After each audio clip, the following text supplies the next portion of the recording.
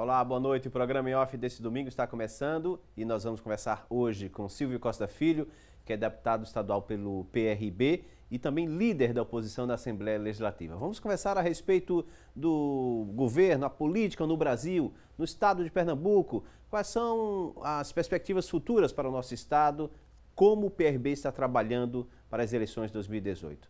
No programa Em Off, que está começando agora.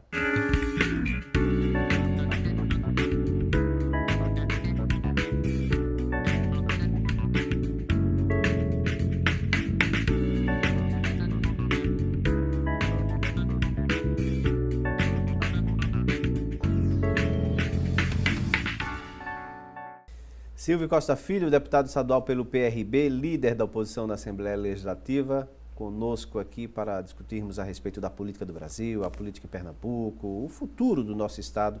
Muito obrigado, então, por atender ao convite da nossa produção para estarmos nesse domingo conversando a respeito desses assuntos. Olha, Mário, sou eu que agradeço a oportunidade de mais uma vez participar do seu programa, que hoje tem uma bela audiência no nosso estado e tem construído cidadania. Para mim é um privilégio voltar ao seu programa para nós conversarmos sobre Pernambuco, sobre o Brasil e esse momento desafiador que nós estamos vivendo. E realmente é um momento bem desafiador em nível de Brasil, não, deputado? Sem dúvida, Mário. O momento é de muita desesperança, de muito descrédito na classe política. Eu sou da tese que é na hora da dificuldade que a alma cresce.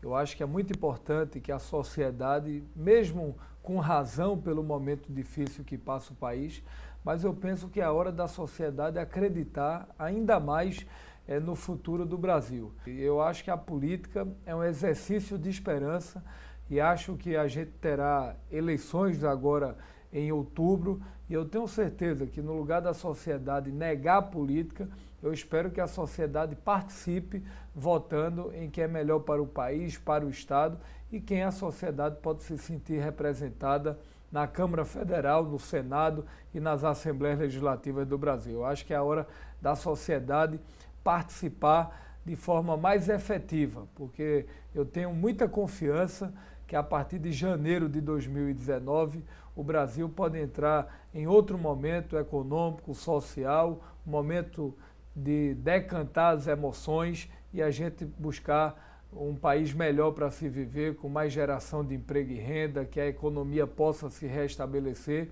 e a volta mais efetiva dos programas sociais que tiveram cortes nesses últimos 3 anos. Em relação ao governo federal, como é que está o PRB hoje, em nível nacional? Ele faz parte da base, é oposição, está independente? Como é que está essa situação? Olha, o PRB hoje ele está independente do ponto de vista nacional. Ele já deixou muito claro que não vai votar no presidente pré-candidato Henrique Meirelles, que é o candidato de Temer. O PRB está avaliando quem vai votar ainda. Existe uma corrente que defende o nome de Geraldo Alckmin, outra corrente defende o nome de Ciro Gomes, outra defende candidatura própria. Agora, nessa semana, na próxima quarta-feira, o partido deve se reunir em Brasília para a gente poder tomar uma decisão quem o partido vai apoiar nacionalmente. Agora, eu conversei com o presidente Marcos Pereira, que é presidente do PRB, conversei longamente com ele e ele deixou o PRB aqui em Pernambuco muito à vontade para tomar a decisão e votar em quem nós entendermos aqui no nosso estado, quem é melhor para Pernambuco e melhor para o Brasil. O senhor, como parlamentar, como analisa hoje o governo federal, o governo Michel Temer? Olha, eu acho que o governo Michel Temer, ele cometeu um conjunto de erros na nossa avaliação. Eu acho que o governo quis cortar investimentos e, na minha avaliação, isso é um erro, porque na hora que se corta investimentos, automaticamente prejudica toda a cadeia produtiva. Eu penso que o presidente Michel Temer ele deveria ter dado respostas à sociedade que vem cobrando isso com muita razão, era o governo federal ter reduzido o tamanho do Estado brasileiro. Eu acho que nós temos reformas importantes no nosso país, como a reforma política, como a reforma tributária, como a reforma do Pacto Federativo, ou seja, menos arrecadação do governo federal e mais socialização dos recursos, ou seja, o governo melhorar os repasses para os estados e para os municípios, uma repactuação do bolo tributário, porque hoje 70% do que se arrecada no Brasil de impostos fica nas mãos do governo federal e é preciso que possa haver uma redistribuição desses recursos para os estados e os municípios poderem aumentar a sua capacidade de investimento em saúde, educação, segurança pública. Eu acho que essa será uma pauta importante a partir de 2019. Mas tem uma pauta fundamental que é a reforma administrativa, ou seja, é reduzir o tamanho do Estado brasileiro. Ou seja, cortar o número de ministérios, cortar o número de cargos comissionados, reduzir o tamanho do Estado brasileiro. Porque o governo poderia ter reduzido o tamanho da máquina, porque sobraria mais recursos para investir em obra pública, investir em infraestrutura, em portos, aeroportos, rodovias, investimentos nos estados, nos municípios, porque na hora que o governo faz isso, a economia volta a crescer, gerando emprego e renda. E na minha avaliação, o maior programa social de qualquer país é o emprego, porque o emprego gera bem-estar social, gera felicidade, e acho que a próxima pauta do presidente tem que ser a pauta da busca da geração de emprego e renda. Então eu acho que o governo pecou muito nessa direção. Segundo a questão ética do governo Michel Temer, que um governo que se elegeu com a presidenta Dilma, mas assumiu da forma que assumiu, ele é presidente, mas sem legitimidade popular. E aí esse conjunto de denúncias que foram feitas, eu não tenho dúvida que prejudicou também muito o governo do presidente Temer. Eu acho que teve alguns acertos pontuais, mas na minha avaliação foi, na maioria das vezes, um conjunto de erros. Uhum. O fato desse problema político ter causado essa crise toda também ter colaborado para essa crise e hoje termos 63 milhões de inadimplentes, mais de 13 milhões de desempregados no país, quase 14 milhões de acordo com alguns números. Isso também colabora para essa resistência em relação ao governo? Quer dizer, o governo é pouquíssimo popular hoje, né? Sem dúvida. Hoje, aqui em Pernambuco, chega a quase 92% de rejeição. O governo no Brasil passa de 85% de rejeição. Ou seja, esse modelo de gestão atual do presidente Temer está muito claro que o povo brasileiro não quer. Agora, é fundamental que a gente possa eleger um presidente da República sereno e que dialogue com a pauta real do Brasil. Eu penso claramente que é preciso que o próximo presidente ele possa apresentar as reformas e que o presidente ele possa imprimir uma pauta nacional, uma pauta que dialogue com a economia, mas ao mesmo tempo ele tenha um viés social. O que a gente está vendo, Mário, na minha avaliação, é que a desesperança, ela bateu o coração do povo brasileiro. Com razão, porque você liga a televisão, é Lava Jato, é denúncia daquilo, é denúncia de todo tipo. Isso, naturalmente, as pessoas vão ficando frustradas, porque não tem sentido o Brasil, que é um país grande no mundo, nós estamos falando hoje da 7ª economia mundial, um país que tem uma matriz econômica enorme, desde o petróleo ao setor de tecnologia da informação, de TI. Que é a fazenda do mundo, dizem, que é a né? fazenda do mundo. Exporta grãos, exporta carne, enfim. Carne, tem uma variedade econômica enorme. Então, todo mundo fica triste porque é que o Brasil tem tudo para crescer, ser uma referência no mundo. O Brasil vem passando por esse tipo de constrangimento. Agora, eu tenho muita fé, Mário, que a gente possa construir um país melhor. Eu estou muito confiante que a partir de 2019 o Brasil possa voltar, virar essa página e entrar em outro padrão político e social. O senhor dizia agora há pouco, eu fico preocupado por conta dessa questão dos políticos serem tão taxados, enfim. há uma revolta contra a classe política. A culpa é da classe política apenas ou não? Olha, eu acho que é um conjunto, sem dúvida alguma, a culpa maior é da classe política. Isso não deve ser negado, até porque nós estaríamos falseando a realidade. A classe política tem muita responsabilidade com isso. Agora, o que nós estamos vivendo no nosso país é um momento de muito denuncismo, ou seja, a gente percebe que hoje você denuncia, tem uma exposição nos jornais enorme e nas mídias, depois aquilo não é provado, a pessoa é inocentada, mas você fica para a opinião pública como alguém que roubou, como alguém que fez algum tipo de malversação pública. A gente observou recentemente o episódio do arquivamento da denúncia contra o presidente Lula, contra alguns senadores, até o Delcídio Amaral, que foi cassado, naquela questão da obstrução de justiça, que a presidenta Dilma ligou para Lula, aquilo vazou um áudio de Sérgio Moro, prenderam o Delcídio Amaral, tal, ou seja, o processo foi arquivado. O que eu percebo no Brasil hoje é que hoje está tendo um conjunto de delações que não se comprova e aquilo passa a ser verdade. Então eu acho que a classe política tem muita responsabilidade, acho que a imprensa também nacional precisa, Mário, fazer uma reflexão sobre isso, ou seja, vamos fazer a denúncia, é importante a transparência, mas vamos primeiro ver a materialidade dos fatos, vamos ver a realidade, eu acho que está faltando isso. E, paralelamente, a gente está vivendo numa sociedade, Mário, infelizmente, uma sociedade que não lê, uma sociedade que não tem estudado, uma sociedade que não tem se aprofundado nos temas nacionais, uma sociedade que não acompanha a classe política. Você tem uma ideia, de cada 10 brasileiros de 20 anos, sequer leram 2 livros na vida.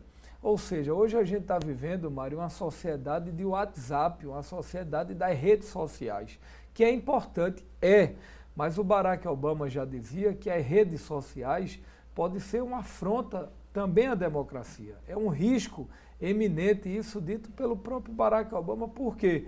Porque hoje você tem aqueles grupos de WhatsApp, você tem lá o grupo de amigos, você recebe um texto naquele WhatsApp, lê e já sai falando, gerando opinião, formando opinião sobre aquilo que leu. Sem consultar a fonte? Sem consultar a fonte, e muitas vezes aquilo pode ser uma inverdade. Então, eu acho que o Brasil vive um momento muito difícil, mas é preciso que a sociedade faça uma reflexão. Da mesma forma que tem bons políticos, tem maus políticos. Da mesma forma que tem bons jornalistas, tem maus jornalistas. Da mesma forma que tem bons médicos, tem maus médicos. Eu li recentemente, e vim até comentando com você, o relatório da CPI da prótese. A classe médica merece o respeito de todos nós.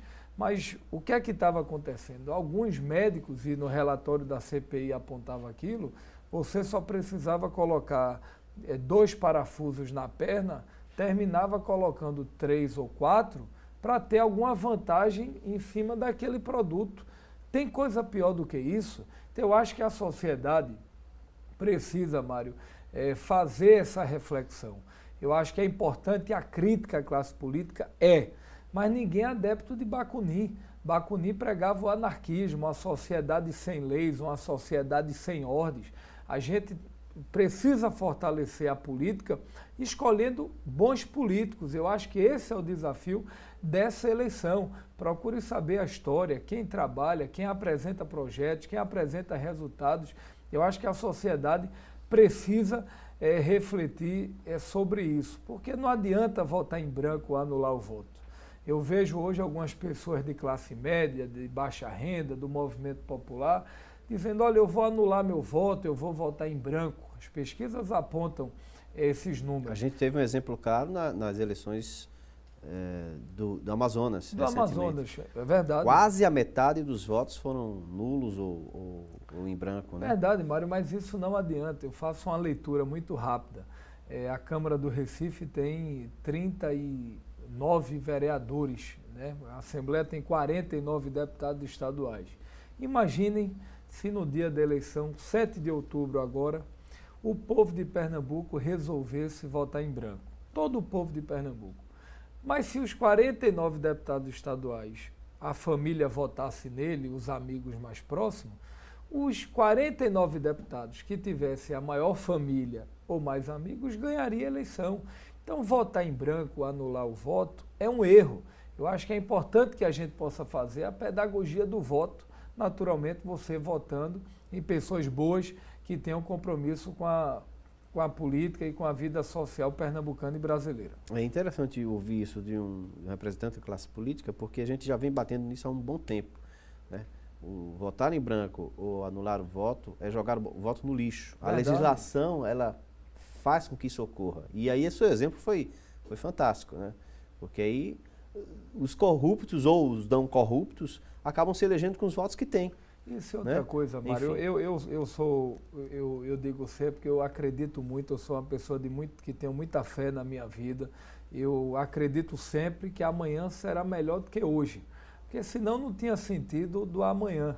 Por que é que eu digo isso? Porque por mais que a gente esteja vivendo esse momento doloroso, econômico, social, aumento de desemprego, aumento da criminalidade, um conjunto de problemas na área privada, na área pública, na área, sobretudo, social, mas esse momento pode ser também uma janela de oportunidade para o futuro.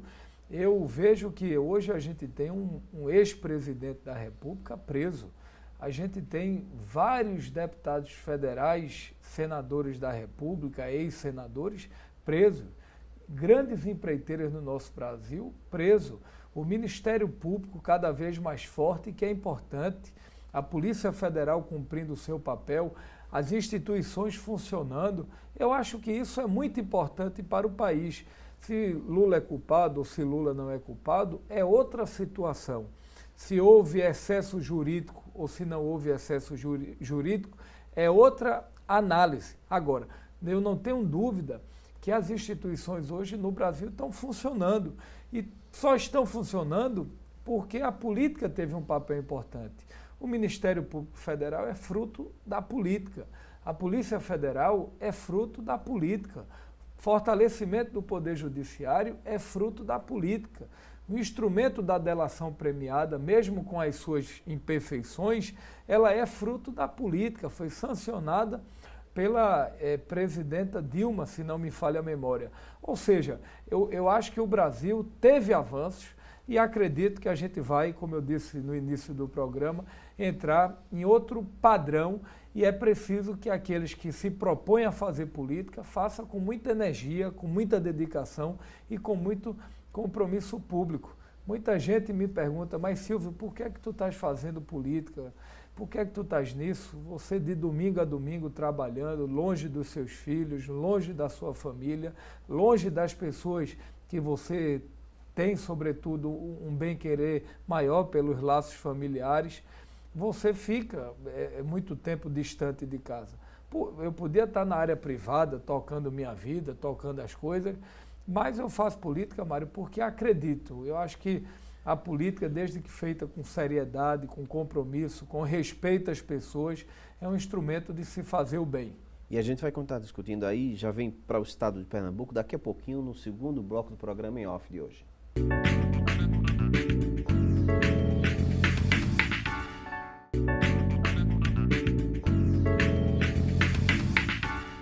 Chegamos a mais um bloco do programa em off desse domingo, conversando com Silvio Costa Filho, que é deputado estadual pelo PRB e é líder da oposição na Assembleia Legislativa do Estado. Bom, nós falamos no primeiro bloco a respeito do governo federal, questão da política nacional, enfim, essa política influencia também no estado de Pernambuco. E não é diferente, o estado de Pernambuco também enfrenta essa crise. Como analisar hoje o estado de Pernambuco como um todo? Olha, na nossa avaliação, eu tive o privilégio, Mário, de poder andar muito esse estado nesses últimos 3 anos e meio, pelo papel que me foi delegado de liderar a oposição na Assembleia Legislativa. Nós estivemos visitando quase 120 municípios e tivemos a oportunidade de ter um extrato, um diagnóstico regional de cada problema. E é impressionante como o governo atual, o governo Paulo Câmara, ele não conseguiu chegar na casa das pessoas. E as pesquisas refletem hoje que nós temos o pior governador da história de Pernambuco, pela falta de liderança, pela falta de diálogo com os movimentos sociais, pela falta de articulação nacional com o governo federal, no sentido de trazer recursos para o Estado, de buscar novos investimentos. Então, nós percebemos claramente que a vida dos pernambucanos ela piorou e piorou e muito nesses últimos 3 anos e meio. É verdade que a crise nacional ela tem um efeito nos estados da federação, mas a gente percebe estados como o Ceará, como o estado da Bahia e até de Alagoas, numa situação muito melhor do que a nossa. Alagoas, por exemplo, nesses últimos 3 anos e meio, está conseguindo reduzir a criminalidade. Pernambuco aumentou em mais de 50%. Por exemplo, o estado do Ceará conseguiu investir em obras públicas, em educação, saúde e segurança, quase 12% da sua receita corrente líquida. Pernambuco conseguiu investir 4,5%. Pernambuco hoje, infelizmente, Mário, é um dos estados com maior número de desemprego do Brasil. Enquanto você disse no programa, a média nacional de desempregos hoje em termos percentuais chega a 14%, a taxa de desemprego hoje em Pernambuco está 18%. Por quê? Porque o governador não busca o estímulo à economia, não valoriza o setor produtivo, não estimula a geração de emprego e renda. O que o governador tem feito muito hoje, ele sabe fazer bem, é cobrar imposto da população. Ou seja, a população pernambucana não aguenta pagar tanto imposto como a gente tem pago. A exemplo do próprio diesel, o próprio combustível.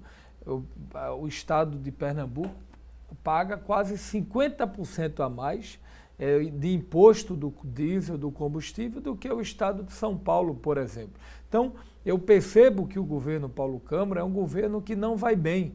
O governador está chegando, nós estamos com 42 meses de gestão e o governador até agora só cumpriu 30% do seu programa de governo. Ou seja, Mário, 70% do seu programa ainda não saiu do papel. A exemplo do corredor Norte-Sul, Leste-Oeste, do projeto da navegabilidade urbana, do bilhete único que foi prometido na região metropolitana, dos 20 compás, das 6 UPAEs, dobrar o salário do professor, trazer investimentos para animar a economia, nada disso foi feito. O que a gente vê nesses últimos anos, o que é? Aumento da criminalidade, aumento do desemprego. O Tribunal de Contas aponta mais de 1.500 obras paralisadas e inacabadas, um governo sem liderança, um governador acanhado do ponto de vista institucional. Eu até tenho respeito por ele, acho uma pessoa boa, uma pessoa educada, mas não tem, infelizmente, está muito claro, tamanho para ser governador de Pernambuco.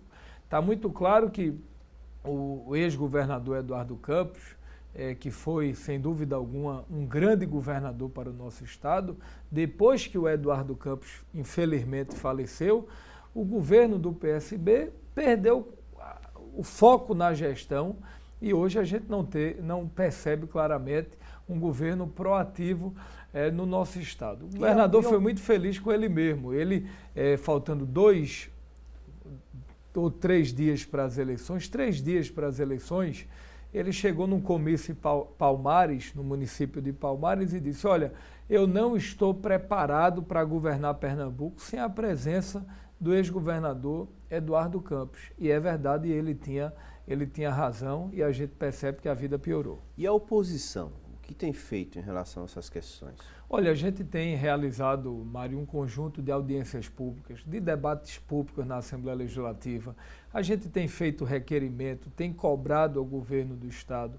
A gente tem se colocado sempre à disposição do debate.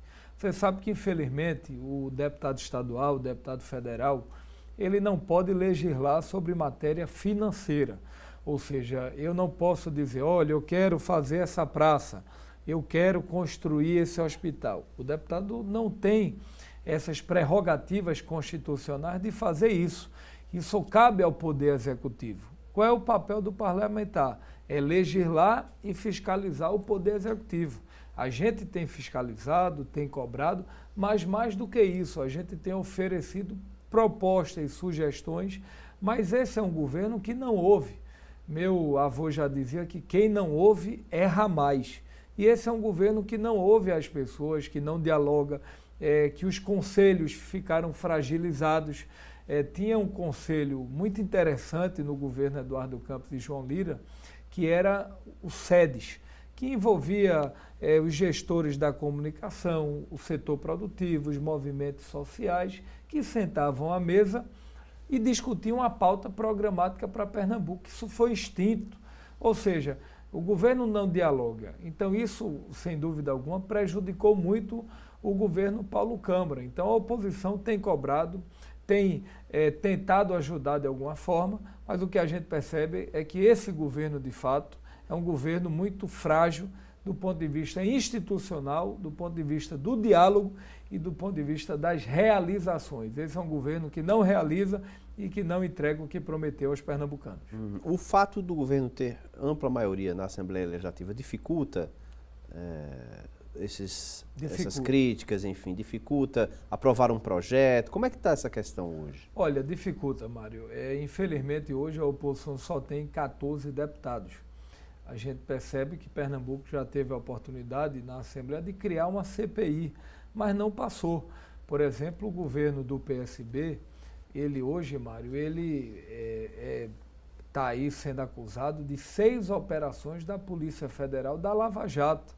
Operações Vidas Secas, Operação Torrentes, Operação Fair Play, um conjunto de denúncias que já foram feitas pela própria Polícia Federal, que eu não tenho dúvida que mais cedo ou mais tarde isso vai se tornar público e os pernambucanos tomarão conhecimento.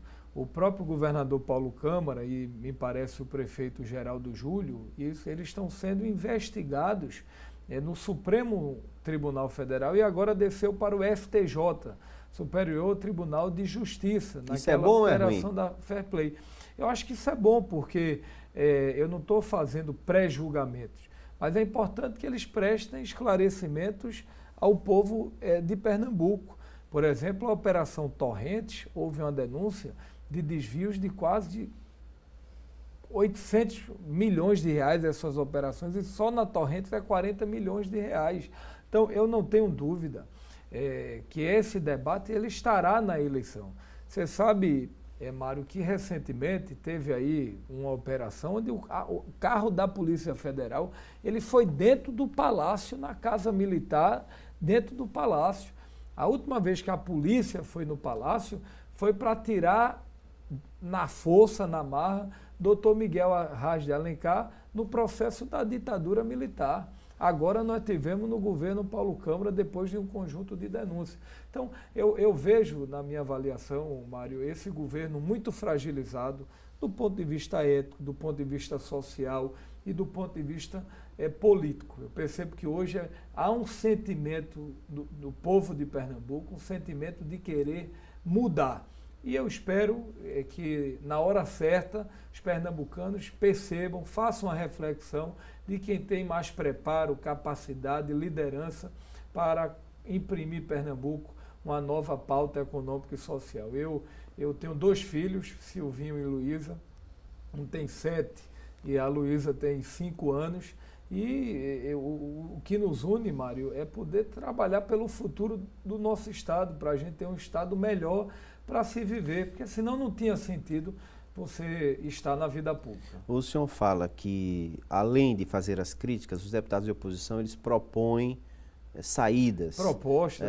E essas saídas seriam viáveis, mesmo no momento de crise como esse? Porque uma das alegações é justamente essa, porque a crise complicou a situação, fez com que os projetos não andassem, enfim, ou fossem paralisados.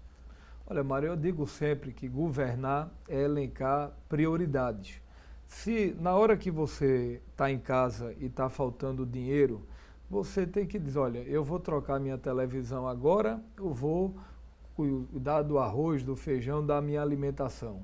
Eu vou comprar uma camisa nova agora, ou vou cuidar do medicamento para o meu filho. Ou seja, eu digo sempre que governar é elencar prioridades.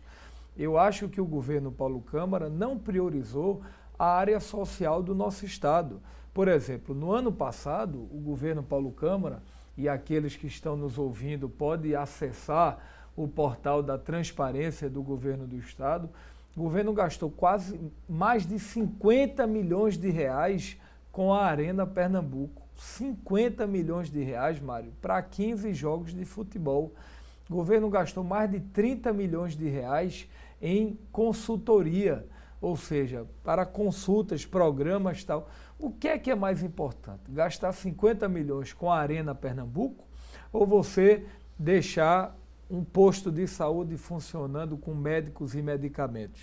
O que é mais importante? Gastar 50 milhões de reais com a Arena Pernambuco ou você ter uma viatura que funcione, o policial civil e militar satisfeito, o policial ter um colete novo que não está vencido para enfrentar essa bandidagem, deixar, como nós vimos em Caruaru, as delegacias deterioradas, as viaturas sem combustível. É isso que a gente está vendo em Pernambuco. É uma falta de prioridade com a gestão. E a gente está observando isso diariamente. Recentemente saiu uma denúncia onde mostra, Mário, que o governo está gastando milhões e milhões com cargos comissionados para acomodar ex-prefeitos que perderam a eleição.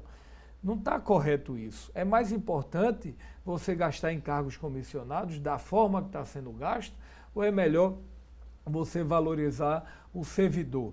É melhor você chamar um concursado da Polícia Civil, da Polícia Militar, da Fazenda, de várias áreas que até agora não tiveram a oportunidade de se efetivar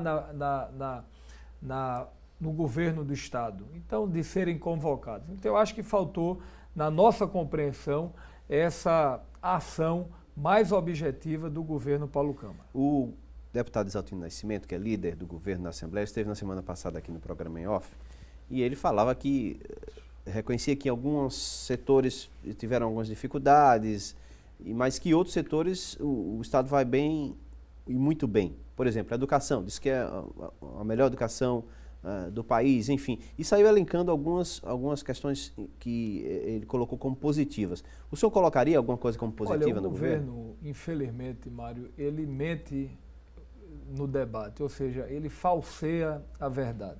Por que é que eu digo isso? Porque na propaganda oficial do governo Paulo Câmara, eles colocaram que Pernambuco tinha hoje o maior parque eólico do Brasil. E não é verdade, Mário. Eu fui estudar esse tema. Pernambuco é o 5º parque eólico do Brasil. O maior parque eólico do Brasil é o Rio Grande do Norte. Depois nós temos o estado do Maranhão, nós temos vários estados maiores do que o nosso. Segundo, é verdade que Pernambuco hoje tem a melhor educação do ensino médio do Brasil. Por quê? Porque todos os estados do Nordeste melhoraram também os seus indicadores educacionais, mas não é a melhor educação do Brasil. Quando a gente vai analisar a educação do ensino fundamental, Pernambuco tem a 18ª pior educação do Brasil. Mas o que é que está na propaganda? Pernambuco tem a melhor educação do Brasil. E não é verdade. O que a gente tem hoje, na minha avaliação, são professores desmotivados, escolas que carecem de estrutura. Infelizmente, existe ainda um faz de conta na rede educacional. Cada vez mais as famílias não têm participado na construção da cidadania dos seus filhos. O grande educador Paulo Freire, ele já dizia que não existe construção da cidadania sem a participação da família. As famílias cada vez menos têm participado das reuniões de pais nas escolas. Ou seja, na nossa avaliação, eu acho que a educação avançou, como avançou no Brasil.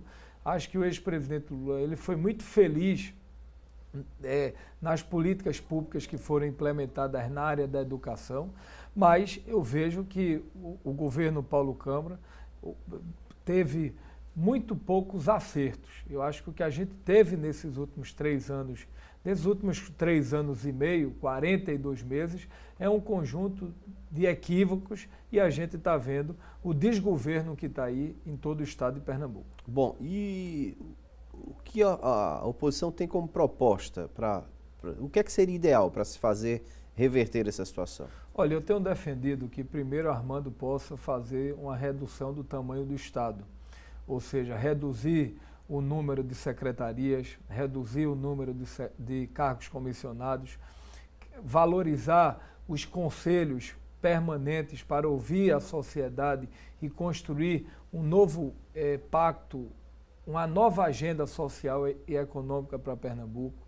É importante o governo fazer urgentemente uma convocação de novos concursados que querem ajudar na gestão pública. Eu acho que isso é fundamental. E, naturalmente, no programa de governo que está sendo construído, ele será apresentado aos pernambucanos na hora certa. Eu acho que a gente pode melhorar a segurança pública com ferramentas importantes, que vai desde a valorização do profissional da segurança pública, como ampliação do serviço de inteligência em parceria com a Polícia Federal e com o governo federal. Na saúde, por exemplo, eu acho que a gente tem que enfrentar um debate. Eu defendo que no lugar de fazer novos hospitais, novas UPAs, novas UPAEs, que são importantes, novos hospitais, mas o que é mais importante, Mário, é cuidar do que tem ou gastar milhões e milhões nos hospitais públicos, como a gente está vendo, bonito por fora e por dentro, um serviço de péssima qualidade. Eu acho que o governador, o próximo governador, a próxima governadora, ele tem que enfrentar claramente esse desafio da saúde. Ou seja, você cuidar logo do que tem, melhorar a situação dos hospitais, das UPAs, melhorar o serviço à população, para depois construir novos hospitais. Eu acho que o setor produtivo também, ele vai precisar que o governo do estado ele tenha mais diálogo, ou seja, é preciso que o próximo governador ele possa ter com a visão regional no sentido de buscar um desenvolvimento econômico regionalizado, reduzindo impostos, reduzindo o tamanho da burocracia do estado de Pernambuco. É preciso você buscar potencializar novas cadeias produtivas. Por exemplo, a gente tem na Mata Norte um grande polo que é o polo ceramista, mas esse polo hoje carece de atenção do governo Paulo Câmara. Ou seja, muitas vezes, se tem cerâmica que é fabricada em Pernambuco, o governo gasta milhões comprando ou pagando obras que vem cerâmica de São Paulo, do Rio, do exterior. Por que é que a gente não compra cerâmica? Faz esse movimento combinado com o setor produtivo de valorizar o polo ceramista. O polo gesseiro do Araripe mesmo, ele está abandonado. A gente tem um polo da piscicultura, que é na área da pesca. Você sabe que o Ceará e o Rio Grande do Norte tem um grande potencial na pesca. A gente naquela região ali do Itaparica, Itacuruba, Belém do São Francisco, Petrolândia, ali tem um grande potencial na área da piscicultura, ou seja, você valorizar a pesca. Então, eu acho que faltou ao governo Paulo Câmara ter uma visão de como potencializar aquilo que a gente já tem, buscando o crescimento econômico e a geração de emprego e renda. Bom, e daqui a pouquinho, no último bloco do programa Off de hoje, nós vamos falar sobre o futuro para Pernambuco, o que a oposição tem como proposta. Já foram colocadas algumas propostas aqui, daqui a pouquinho a gente conversa mais sobre isso.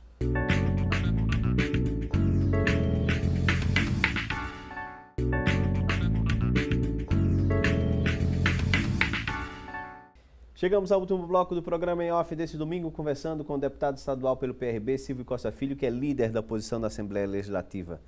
Deputado, vou pegar o senhor pela palavra. O senhor falou no finalzinho do bloco anterior que, dependendo de quem seja o governador ou a governadora, o senhor acredita, então, que a Marília Reis vai sair mesmo candidata ao governo do estado?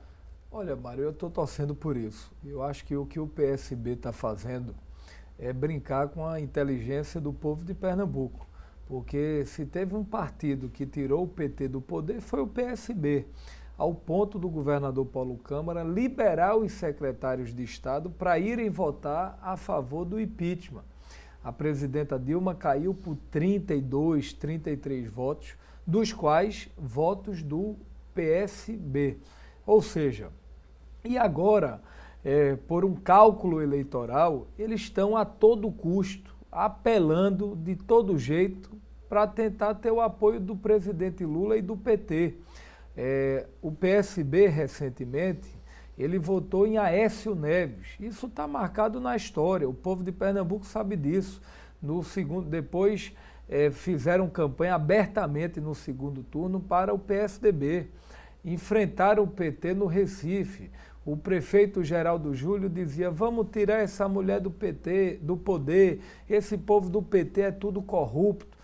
E agora, porque o lulismo em Pernambuco está muito bem, tem aí 60%, 65% de aprovação, eles agora querem ter a todo custo o apoio do PT, achando que com isso Paulo Câmara pode se reeleger governador.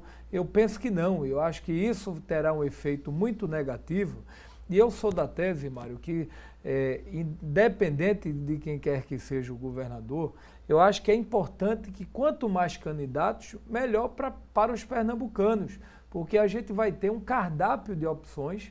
Dizer, olha, tem um candidato do PT, tem um candidato do PTB, tem um candidato da Rede, tem um candidato do PSB. Os pernambucanos vão analisar quem tem mais preparo, quem tem mais capacidade de gestão, quem tem um melhor time para governar, quem tem experiência, quem pode apresentar algo de novo. Ou seja, os pernambucanos podem analisar quem tem as melhores propostas para cuidar do nosso Estado. E é por isso que eu torço que o PT tenha candidatura própria, porque eu acho que, na minha avaliação, é um equívoco do PSB querer brincar com a inteligência dos pernambucanos, que estão vendo isso, e as pesquisas já o colocam aí em péssima situação.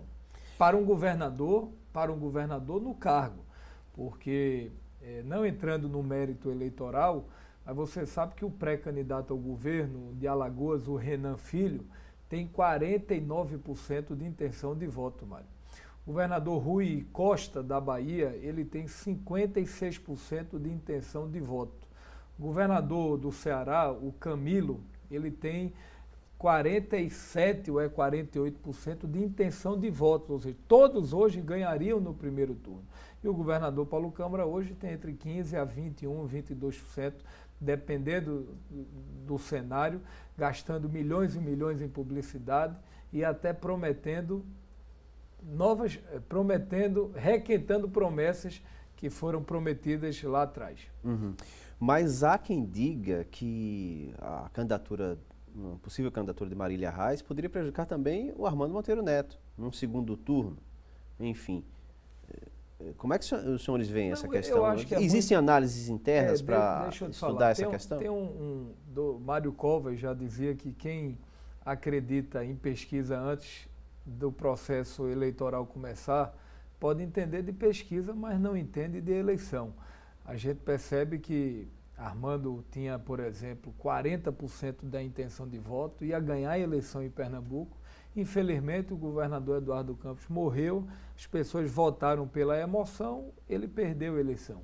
O ex-governador Eduardo Campos, em 2006, saiu com 3% nas pesquisas, todo mundo dizia que não iam a lugar nenhum, ganhou as eleições. Então, o processo eleitoral é diferente do que a gente está vendo aí.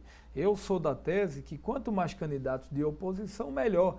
E, naturalmente, Armando, independente de Marília, de Paulo Câmara, do candidato da Rede, Júlio Lócio, independente de quem quer que seja, eu acho que a grande vitória que o senador Armando, como pré-candidato, deve buscar é a vitória de ganhar a confiança do povo de Pernambuco. Ou seja, independente de quem vá disputar, você só ganha se conseguir tocar o coração das pessoas e as pessoas entenderem que aquele é o mais preparado e capacitado para governar. Então, aquele ditado, eu acho que qualquer candidato não pode analisar possíveis concorrentes. Uhum. Numa possibilidade de um segundo turno entre o Paulo Câmara e a Marília Reis, o senador Armando Monteiro Neto apoiaria a Marília Reis? Mário, minha avaliação que eu faço é que nós podemos ter um segundo turno. Hoje estamos aqui num domingo, acho que podemos ter em Pernambuco um segundo turno Armando Monteiro e Marília Reis. Eu acho que é o que pode acontecer no nosso estado. E se a Marília não for candidata, mesmo o governador com apoio do PT, eu tenho muita confiança que a oposição pode ganhar as eleições. Porque o vento em Pernambuco é o vento da mudança. Mas, Silvio, como é que pode um governador na cadeira ficar de fora? Já aconteceu isso. Por exemplo, no Rio Grande do Sul, o ex-governador Germano Rigoto, ele não conseguiu nem ir ao segundo turno. Então, nós podemos ter em Pernambuco um segundo turno, Armando e Marília Reis, um segundo turno das oposições. E aí, os senhores aceitariam, por exemplo, o apoio do Paulo Câmara? Olha, isso tem que ser discutido. Eu acho que, naturalmente, se eles quiserem nos apoiar, qualquer apoio é bem-vindo, desde que dialogue com a nova pauta para o Estado. Uhum. E no caso de... Isso também, quem falará sobre isso é o candidato a governador. Eu falo como um aliado e presidente estadual do PRB. Uhum. Bom, e como é que está o PRB trabalhando para essas eleições, tanto em nível nacional como em nível estadual? Olha, Mário, a gente tem uma meta hoje no Brasil de eleger 5 senadores, de eleger mais de 30 deputados federais. Eu estou muito feliz de poder ser presidente do partido aqui no estado. É um partido jovem que foi fundado pelo ex-vice-presidente José de Alencar, que é dono da Uzi Minas, que é uma das grandes indústrias têxteis desse país. Foi vice-presidente 8 anos do presidente Lula, uma pessoa muito séria que infelizmente não está mais conosco, fundou o partido e hoje a gente está com uma perspectiva boa aqui no estado. A nossa meta é tentar eleger 2 deputados federais, 3 deputados estaduais. A gente está trabalhando o fortalecimento do partido no estado de Pernambuco. A gente está com a equipe técnica discutindo nesse momento o programa de governo, ou seja, qual é a contribuição que o PRB pode dar ao pré-candidato ao governo Armando Monteiro, propostas na saúde, educação, segurança pública. Eu acho que a gente está tentando construir internamente uma vida orgânica, porque muitas vezes só se vê falar em partido político em campanha. E é importante que, a exemplo do modelo americano, dos democratas, dos republicanos, eles fazem um debate sobre programa de governo, sobre gestão pública permanentemente. Então é isso que a gente tem tentado fazer. A gente tem se reunido permanentemente para discutir conteúdo, discutir temas do ponto de vista social e econômico para dar contribuição na hora certa à chapa majoritária. Uhum. Ainda no cenário de eleições, nós vimos 2 cenários. Um terceiro hipotético cenário entre Paulo Câmara e Armando Monteiro Neto. Os senhores buscariam no segundo turno o apoio de Marília Reis, mesmo ela sendo do PT? Eu penso que sim. Eu acho que a vereadora Marília Reis, ela tem todas as condições de votar em Armando. Ela votou em Armando há pouco mais de 3 anos e meio. Ela fez pronunciamentos, discursos, elogiando Armando como o mais preparado para governar Pernambuco. O que é que mudou? Eu acho que ela pode votar novamente, ou seja, Armando foi muito fiel e leal ao presidente Lula, foi ministro da presidenta Dilma, votou contra o impeachment, é uma pessoa que tem posições, é uma pessoa firme naquilo que defende, naquilo que acredita. Eu acho que seria um caminho natural, já que ela construiu a pré-candidatura na oposição, ou seja, criticando o governo Paulo Câmara. Eu acho que é mais do que natural que a oposição se junte no segundo turno, caso o PSB vá, que eu acredito que o PSB nem no segundo turno pode estar nessas eleições. Eu penso que se retirarem Marília Reis, sim, a eleição será decidida no primeiro turno. Caso a Marília seja candidata, o próprio Zé de Oliveira, que é um nome que o PT também coloca, isso pode ser decidido no segundo turno, mas no primeiro acho muito pouco provável. Uhum. Bom, e daqui para frente, respeitando aí a agenda e o cronograma das eleições, os senhores estão dando prosseguimento aos trabalhos, né? Isso, deixa eu te falar, Mário, eu tenho trabalhado muito na liderança da oposição, a gente continua na mesma direção. Eu sou pré-candidato a deputado federal, fui vereador do Recife, deputado estadual, secretário, líder da oposição, e nós estamos fortalecendo o partido nessa direção. Eu me sinto preparado para poder representar os pernambucanos. Entretanto, na hora da eleição, nós apresentaremos as nossas ideias e as nossas propostas. Enquanto isso, a gente continua na mesma direção, na Assembleia Legislativa, cobrando que o governo Paulo Câmara cumpra aquilo que prometeu na eleição. Incluindo aí com o desafio da eleição da mesa, da presidência da Assembleia Legislativa, né, por conta da morte do Guilherme Uchoa. Como é que estão os trabalhos, as negociações em torno dessa questão? Olha, a gente tem trabalhado, Mário, no sentido de tentar buscar nesse mandato tampão de 6 meses um consenso. Hoje nós temos a opção de Álvaro Porto, que é pré-candidato aí da oposição à presidência, tem o nome do deputado Edilson, mas eu vejo que o próprio Partido Progressista, ele sinaliza para o nome do deputado Heriberto Medeiros, que tanto o governo quanto a oposição entendem que poderia ser, nesse momento, a melhor opção na casa. A gente agora, terça-feira, daqui a 2 dias, vamos fazer uma reunião com toda a bancada, eu convidei os deputados, onde a gente vai fazer uma reflexão sobre esses próximos 6 meses na Assembleia Legislativa e tentar buscar um nome de consenso que possa unir a casa nesse momento desafiador. Então não vai ser complicado esse mandato tampão, né? Porque são só esses meses até dezembro e na próxima legislatura já se discute um novo nome, não é isso? Aí, o mandato vai agora do dia 1º, a eleição deve ocorrer dia 1º de janeiro, dia 1º de agosto, e o mandato vai até 31 de janeiro, do presidente que foi escolhido agora em agosto. E, naturalmente, a próxima legislatura, a partir de 2019, deve escolher um novo presidente. Então, eu acho que o momento agora da instituição Assembleia Legislativa é a hora de unidade, independente de governo ou oposição, independente do deputado Heriberto ser da base governista. Eu acho que a gente tem que construir consenso.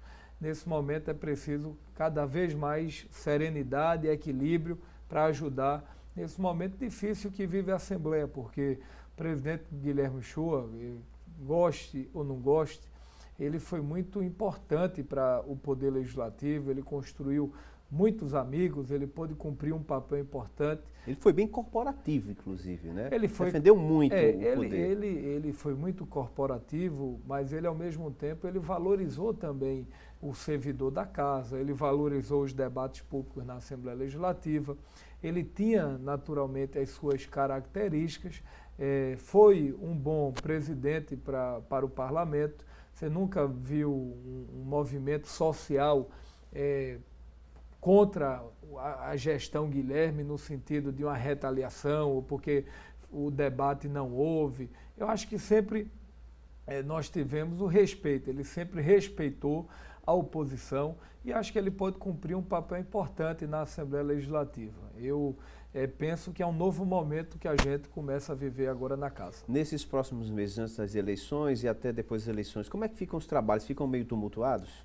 Naturalmente você tem dificuldade um pouco de quórum, tal. A gente vai tentar fazer as votações mais rápidas, as audiências públicas, tentar fazer 2 ou 3 dias, porque é um momento mais atípico, é um período eleitoral e a gente deve fazer agora, no final de julho, eu devo me reunir com o deputado Isaltino Nascimento, que é líder do governo, eu estou como líder da oposição.